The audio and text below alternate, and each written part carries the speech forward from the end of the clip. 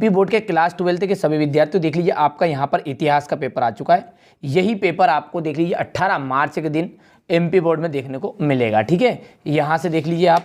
ठीक है, सबसे पहले प्रश्न की यदि बात करूँ तो मौर्य साम्राज्य का जो संस्थापक था वो कौन था? चंद्रगुप्त मौर्य। ठीक है, रामायण की जो मौलिक रचनाकार थे वो थे महर्षि वाल्मीकि। सांची स्तूप किसके द्वारा बनवाया गया था? मौर्य सम्राट अशोक के द्वारा। तालीकोट का युद्ध कब लड़ा गया था? ठीक है, तालीकोट का युद्ध लड़ा गया था 1565 ईस्वी में। आइन ए अकबरी को कितने भागों में विभक्त किया गया? ठीक है, तो 5 भागों में विभक्त किया गया है। भारतीय कांग्रेस की स्थापना कब की गई थी? 1885 में। ठीक है, यहाँ से देखिए चूज द करेक्ट ऑप्शन है, ये हमारे इंग्लिश मीडियम वाले बच्चों के बढ़िया से कंप्लीट कर लीजिएगा, यही प्रश्न आपके हुबहू आने वाले हैं। ठीक है, यहाँ से देखिए इसके बाद है रिक्त स्थान। मोहनजोदड़ो नगर की जो खोज है वो किसने की थी? राखलदास बनर्जी ने। ठीक है, इंडिका नामक पुस्तक की रचना मैग्नेस्टीज आ जाएगा। अपने गोत्र से कुल से बाहर विवाह करने को कहते हैं बहिर्विवाह। महावीर स्वामी की जो माता का नाम था वो त्रिशला था।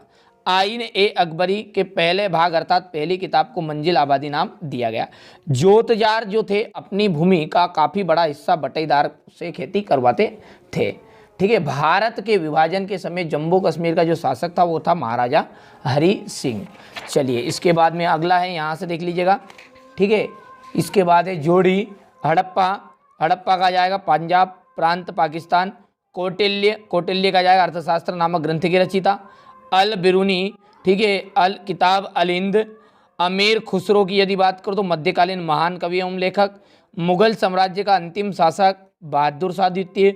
रैयत का जाएगा किसान। ठीक है, यहाँ से देखिए सही जोड़ी का आप मिलान कर लीजिएगा, आपको चिंता नहीं करनी है, आपका यही पेपर आपको सुबह 18 मार्च के दिन एमपी बोर्ड में देखने को मिलेगा। भारतीय पुरातनत्व के जनक किसे कहा गया? कनिंघम को। महात्मा बुद्ध को सच्चे ज्ञान की प्राप्ति किस दिन हुई थी? तो हुई थी बैसाख की पूर्णिमा के दिन। फ्रांसवा बर्नियर भारत में कितने वर्षों तक रहा? 12 वर्षों तक। तुलु राजवंश की ये नींव किसने डाली थी? वीर नरसिंह ने। लॉर्ड कॉर्नवालिस कौन था? गवर्नर था। विद्रोही सिपाहियों ने किसे भारत का सम्राट घोषित किया था? बहादुर शाह द्वितीय को। ठीक है, भारतीय संविधान किस दिन लागू हुआ था? 26 जनवरी 1950 को। ठीक है, यहाँ से ये हमारे इंग्लिश मीडियम वाले बच्चे भर लेंगे। सत्य की बात करूँ तो पहला आपका सत्य, दूसरा सत्य, तीसरा राइट रहेगा, चौथा पांचवा आपका असत्य है और छठा जो आपका है एकदम राइट रहेगा। ठीक है, चलिए इसके बाद में ये आपका क्वेश्चन नंबर 5 है ये। ठीक है, यहाँ से ट्रू और फॉल्स का रहेगा, बढ़िया से स्क्रीनशॉट ले लीजिएगा आप। क्वेश्चन नंबर 6 की यदि बात करूँ तो हड़प्पा सभ्यता की सिंधु घाटी सभ्यता क्यों कहा जाता है? हड़प्पा सभ्यता के जो लोगों के शिल्प कार्यों के नाम बताना है। फ्रांसवा बर्नियर कौन था? ठीक है, यहाँ पर क्वेश्चन नंबर 8 है, जिम्मी से आप क्या समझते हैं? उल्मा कौन थे? संक्षेप में बस बताइए। इसके बाद क्वेश्चन नंबर 9 है, तालीकोट का युद्ध कब और किसके मध्य हुआ था? यहाँ से देख लीजिए। मुगल काल द्वारा ने अपनाए जाने वाले सिंचाई के कृत्रिम साधन क्या क्या थे? ठीक है, बंगाल में इस्तमरारी बंदोबस्त किसने और कब लागू किया था? बुकानन कौन था?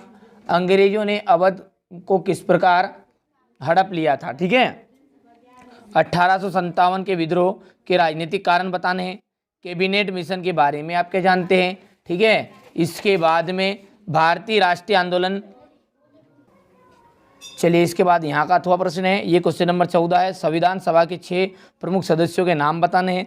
संविधान प्रारूप समिति का गठन कब किया गया था? सर्वप्रभुत्व संपन्न राष्ट्र का अर्थ बताना है। ठीक है, यहाँ पर क्वेश्चन नंबर 16। ठीक है, ये यहाँ से बढ़िया से स्क्रीनशॉट लेना, यही प्रश्न आपके आने वाले हैं। जैन धर्म के महत्वपूर्ण शिक्षाओं को संक्षेप में बताइए। हम्पी की खोज हो गया। ठीक है, 1857 के विद्रोह के धार्मिक कारणों की विवेचना करनी है। अंग्रेजों ने विद्रोह को कुचलने के लिए क्या कदम उठाए? मौर्यकालीन इतिहास जानने के साधनों का संक्षेप में वर्णन करना है। अशोक के धम्म की प्रमुख विशेषता है। भक्ति आंदोलन की प्रमुख विशेषताओं का वर्णन करना है। सूफी मत पर टिप्पणी लिखनी है।